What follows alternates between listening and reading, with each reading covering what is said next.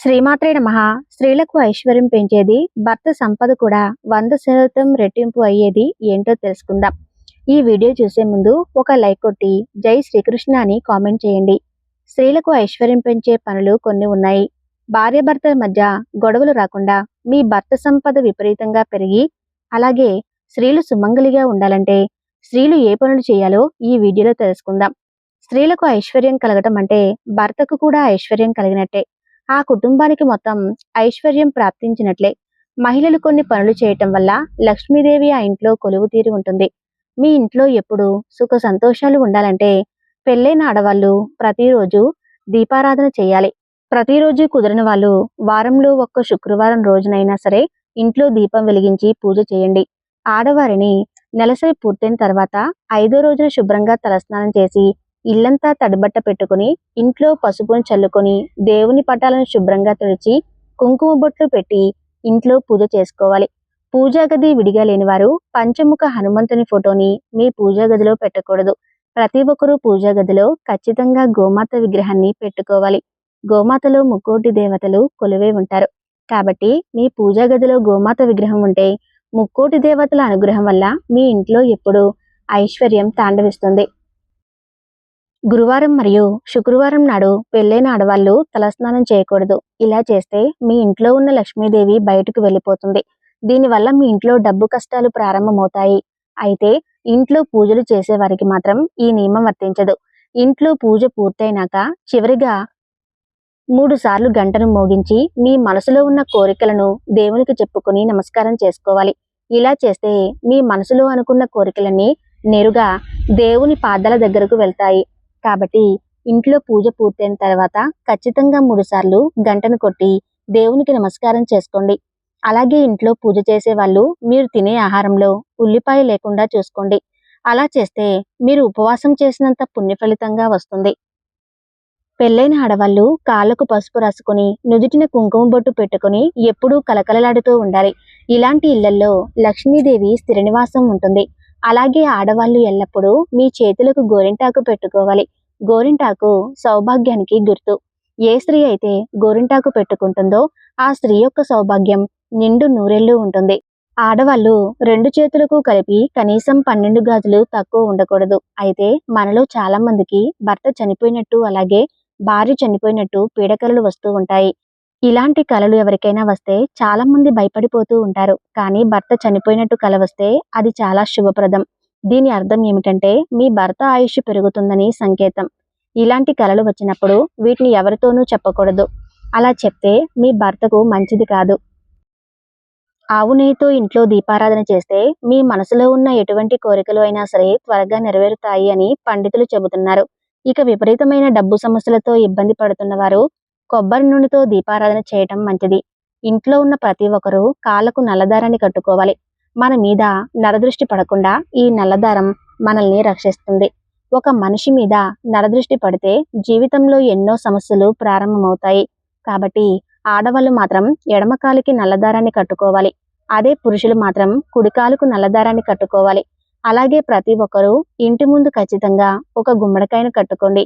ప్రతి పౌర్ణమి రోజున ఇంటి ముందు పెట్టిన గుమ్మడికాయకి హారతి ఇవ్వండి. గుమ్మడికాయ అంటేనే లక్ష్మీదేవి స్వరూపం. అయితే ప్రతి పౌర్ణమి రోజున లక్ష్మీదేవి భూమిపై సంచరిస్తూ ఉంటుంది. కాబట్టి పౌర్ణమి నాడు గుమ్మడికాయకి హారతి ఇస్తే స్వయాన లక్ష్మీదేవికి హారతి ఇచ్చినట్లే. అలాగే ప్రతి అమావాస్య రోజున కల్లుపుతో మీ ఇంటిని దిష్టి తీసుకోవాలి. ఇలా ఎవరైతే చేస్తారో అలాంటి ఇళ్లల్లో ఎలాంటి కష్టాలు ఉండవు. ఇలాంటి ఇళ్లల్లో దేవతలు నివసిస్తూ ఉంటారు. ముఖ్యంగా స్త్రీలు తమ పుట్టింటి నుండి మెట్టినింటికి గాజులు తెచ్చుకోవాలి. ఇలా చేస్తే స్త్రీలకు సౌభాగ్యము లభిస్తుంది. అలాగే చాలా మంది ఆడవాళ్ళు తమ పుట్టింటి నుండి పచ్చళ్ళు తెచ్చుకుంటారు. అయితే పుట్టింటి నుండి మాత్రం పచ్చళ్లను తెచ్చుకోకూడదు. ఇలా చేయటం వల్ల పుట్టింట్లో ఉండే సంపద మొత్తం మెట్టినింటికి వస్తుందని నమ్మకం. పుట్టింటి సంపద తగ్గిపోయి ఆర్థిక ఇబ్బందులు పడతారు. స్త్రీలకు నెలసరి సమయంలో వేడి నీళ్లతో మాత్రమే స్నానం చేయాలి. చన్నీళ్లతో స్నానం చేయకూడదు. ఇలా చేస్తే స్త్రీలకు అనారోగ్య సమస్యలు వస్తాయి. ఇక ఆడవాళ్లకు నెలసరి వచ్చిన తర్వాత మీ చేతిలో ఉన్న మట్టి గాజులను తీసేసి ఏదైనా చెట్టు దగ్గర పడేసి మీ చేతులకు కొత్త గాజులను వేసుకోవాలి. ప్రతి నెల ఇలా చేయలేని వారు నెలసరి పూర్తయిన తర్వాత మీ గాజులను పసుపు నీటితో శుభ్రం చేసుకొని వేసుకోవచ్చు. మీ పక్కింటి వారు ఎవరైనా వచ్చి తోడు పెట్టమని కొంచెం పెరుగు అడిగితే అస్సలు ఇవ్వకండి. పెరుగు అంటే లక్ష్మీ స్వరూపం కాబట్టి ఎవరైనా మీ ఇంట్లో ఉన్న పెరుగుని ఇస్తే మీ ఇంట్లో ఐశ్వర్యం హరిస్తుంది. ఇంట్లో డబ్బు కష్టాలు ఏర్పడతాయి. అలాగే మన ఇంటి గడపని లక్ష్మీ స్వరూపంగా పోలుస్తాము. కాబట్టి ప్రతి శుక్రవారం రోజున ఇంటి గడపలకు పసుపు రాసి కుంకుమ బొట్లు పెట్టుకోవాలి. మీ ఇంట్లో అకస్మాత్తుగా నల్లచీమలు కనిపిస్తే అతి త్వరలోనే మీ ఇంట్లోకి లక్ష్మీదేవి రాబోతుందని సంకేతం. ఏదైనా పక్షి వచ్చి మీ ఇంటి దగ్గర గూడు కట్టుకున్నా సరే చాలా శుభసూచకం. ప్రతిరోజు రాత్రి పడుకునే ముందు ఒక కర్పూరం మీద 2 లవంగాలను పెట్టి కాల్చండి. దీని నుండి వచ్చే పొగను ఇల్లంతా చేయండి. ఇలా చేస్తే మీ ఇంట్లో ఉన్న నెగిటివ్ ఎనర్జీ తొలగిపోయి మీ సంపద బాగా పెరుగుతుంది. గుడికి వెళ్ళేటప్పుడు ఆడవారి జుట్టు విరబోసుకుని వెళ్లకుండా ఉండండి. అలాగే ఇంట్లో పూజ చేసేటప్పుడు కూడా స్త్రీలు జుట్టు విరబూసుకుని పూజలు చేయకూడదు. అలాగే చాలా మంది ఇళ్లలో నలుపు రంగులో ఉండే బకెట్లు ఉంటున్నాయి. కానీ పొరపాటున కూడా నలుపు రంగులో ఉన్న బకెట్లు ఇంట్లో ఉండకూడదు. ఇలా ఉంటే మీ ఇంటికి అష్టమ శని దోషాలు ఏర్పడతాయి. భార్యాభర్తలను శివపార్వతులతో పోలుస్తారు. భార్య పాటించే చిన్న చిన్న నియమాలు తన భర్త తలరాతని మార్చేస్తాయి. మీ భర్త అదృష్టం ఆదాయం పెరగాలంటే స్త్రీలు ఈ చిన్న చిన్న నియమాలు పాటించి చూడండి. ఖచ్చితంగా మీరు ఆశ్చర్యపోయే శుభ ఫలితాలు కలుగుతాయి. ఇంకా ఎవరైనా వీడియోకి లైక్ చేయకపోతే తప్పకుండా లైక్ చేయండి. మహాలక్ష్మి స్వరూపమైన ఇంటి ఇల్లాలు సూర్యోదయానికి ముందే నిద్రలేవాలి. అప్పుడే మీ ఇంట్లో లక్ష్మీదేవి కొలువై ఉంటుంది. స్త్రీలు ఆలస్యంగా నిద్రలేగిస్తే ఇంట్లో దరిద్రం తాండవిస్తుంది. ఉదయాన్నే వాకిలి ఊడ్చి ఇంటి ముందు ముగ్గు వేసుకోవాలి. ఇలా చేస్తే మీ ఇంట్లోకి ఎలాంటి దుష్ట శక్తులు ప్రవేశించలేవు. మీ భర్తకు ధనాకర్షణ పెరుగుతుంది. స్త్రీలు తమ పుట్టింటికి వెళ్ళినప్పుడు మీ పుట్టింటి నుండి ఒక నెమలి పింఛాన్ని తెచ్చుకోండి.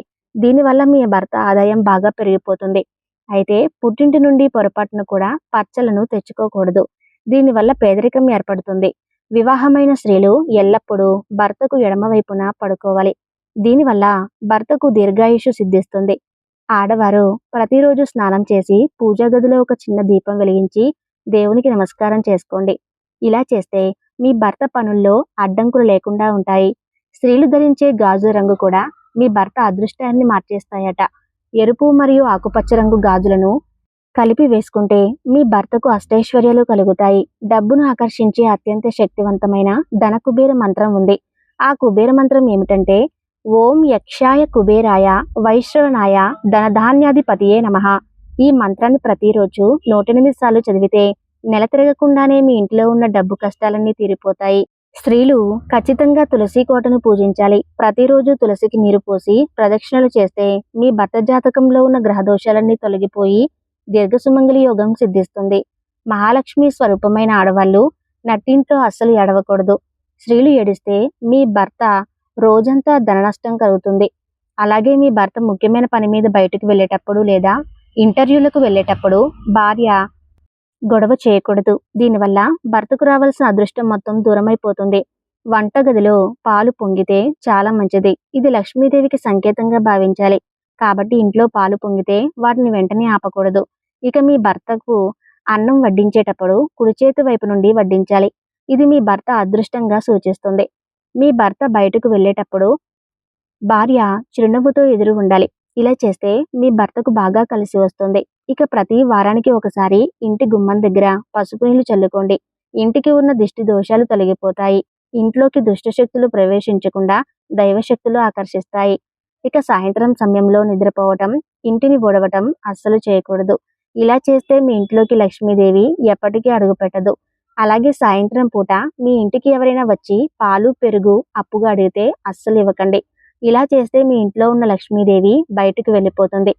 అలాగే ఇంటిని ఎల్లప్పుడూ శుభ్రంగా ఉంచుకోవాలి. ఇల్లు శుభ్రంగా ఉంటేనే మీ కుటుంబానికి మంచి జరుగుతుంది. వివాహమైన ఆడవాళ్ళు బొట్టు లేకుండా ఉండకూడదు. మెడలో నల్ల పూసలు, చేతులకు గాజులు, కాళ్లకు మెట్టెలు ఖచ్చితంగా ఉండాలి. తద్వారా మీ భర్త ఆయుష్ అదృష్టం పెరుగుతుంది. మీ ఇంటి ముందుకు పక్షులు వస్తే మీరు చాలా అదృష్టవంతులనే చెప్పవచ్చు. కాబట్టి ఇంటి ముందుకు వచ్చిన పక్షులకు బియ్యం గింజలు ఆహారంగా వేయండి. పితృదేవతల ఆశీర్వాదంతో మీ భర్తతో ఆకస్మిక ధనలాభం కలిసి వస్తుంది. వాస్తు ప్రకారం మన వంటగదిలో అన్నపూర్ణాదేవి నివసిస్తుందట. కాబట్టి ఉదయం స్నానం చేయకుండా పొయ్యి వెలిగించకూడదు. లేదంటే కుటుంబంలో అనారోగ్య సమస్యలు పెరిగిపోతాయి. కాబట్టి స్త్రీలు స్నానం చేసి ఇంట్లో వంట చేస్తేనే మంచిది. ఎప్పుడూ అయిపోకుండా చూసుకోవాలి. ఉప్పు డబ్బా నిండుగా ఉంటే మీ ఇంట్లో ఎల్లప్పుడూ ధన ప్రవాహం ఉంటుంది. శుక్రవారం ఉప్పు కొంటే ఇంకా మంచిది. స్త్రీలు ప్రతిరోజు కుంకుమ బొట్టు పెట్టుకోవాలి.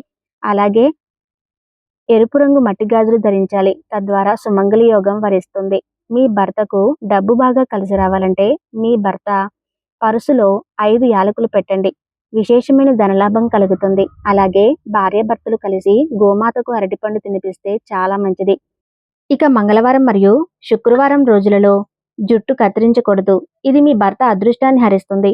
ప్రతి సోమవారం శివాలయానికి వెళ్ళి శివలింగానికి అభిషేకం చేస్తే మీ భర్తకు అన్ని విధాలుగా కలిసి వస్తుంది. ఇక చనిపోయిన వారి పటాలను పొరపాటును కూడా పడక గదిలో పెట్టకూడదు. దీనివల్ల భార్యాభర్తల మధ్య గొడవలు ఏర్పడతాయి. ఇక సంపదలకు దేవత అయిన లక్ష్మీదేవిని ఖచ్చితంగా పూజించాలి. మీ భర్త జాతకంలో ఏదైనా దోషం ఉన్నా లేదా ఏదైనా గండం ఉందనిపిస్తే ప్రతి శనివారం పిండి దీపాలు వెలిగించి వెంకటేశ్వర స్వామిని పూజించండి. చాలా మంచి జరుగుతుంది. ఇలాంటి చిన్న చిన్న నియమాలతో మీ భర్త అదృష్టాన్ని మార్చుకోండి. ఈ వీడియో మీకు నచ్చితే తప్పకుండా లైక్ చేసి మీ అభిప్రాయాన్ని కామెంట్ రూపంలో తెలియజేయండి. ధన్యవాదాలు.